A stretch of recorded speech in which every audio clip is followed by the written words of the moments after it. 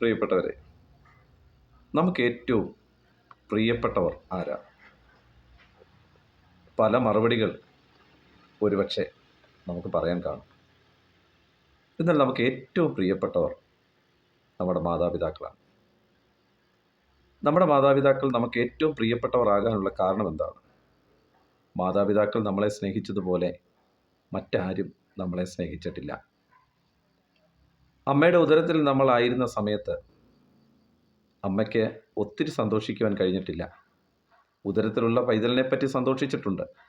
എന്നാൽ പലപ്പോഴും ഒന്ന് നിവർന്ന് നിൽക്കുവാൻ കഴിയാതെ, ഒന്ന് നിവർന്ന് കിടക്കുവാൻ കഴിയാതെ, സ്വാതന്ത്ര്യത്തോടെ ഒന്നിരിക്കാൻ കഴിയാതെ, സ്വാതന്ത്ര്യത്തോടെ ഒരു സ്റ്റെപ്പ് കയറുവാൻ കഴിയാതെ, മറ്റ് പ്രധാനപ്പെട്ട ഒരു ഫംഗ്ഷനിൽ പലപ്പോഴും പങ്കെടുക്കുവാൻ പറ്റാതെ നമ്മുടെ മാതാവ് ആയിത്തീർന്നിട്ടുണ്ട്.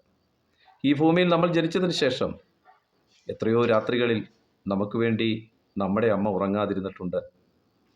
മഴയത്തും വെയിലത്തും രോഗങ്ങളുണ്ടാകുമ്പോൾ എടുത്തുകൊണ്ട് ആശുപത്രിയിലേക്ക് നമ്മുടെ മാതാപിതാക്കൾ എത്രയോ തവണ പോയിട്ടുണ്ട്. നമ്മൾ കഴിച്ചപ്പോഴും നമ്മൾ ഉറങ്ങിയപ്പോഴും പലപ്പോഴും നമുക്ക് പ്രിയപ്പെട്ട നമ്മുടെ മാതാവ് ഉറങ്ങിയിട്ടില്ല, കഴിച്ചിട്ടില്ല. ഇത്രമാത്രം വില തന്ന് നമ്മളെ സ്നേഹിച്ച മറ്റാരും ഈ ഭൂമിയിലില്ല. അതുകൊണ്ട് തന്നെ നമ്മുടെ മാതാവ് നമുക്ക് പ്രിയപ്പെട്ടതാണ്. നമ്മുടെ പിതാവ് നമുക്ക് നല്ല ഭക്ഷണം കഴിക്കുവാൻ, നമുക്ക് നല്ല വസ്ത്രം ധരിക്കുവാൻ, നമ്മുടെ സ്കൂളിൽ പോകുവാൻ ആവശ്യമായ സാഹചര്യങ്ങൾ ഒരുക്കുവാൻ വേണ്ടി ബുക്കുകളും പുസ്തകങ്ങളും എല്ലാം വാങ്ങുവാൻ നമ്മുടെ പിതാവ് നമുക്ക് വേണ്ടി കഷ്ടപ്പെട്ടതുപോലെ മറ്റാരും കഷ്ടപ്പെട്ടിട്ടില്ല.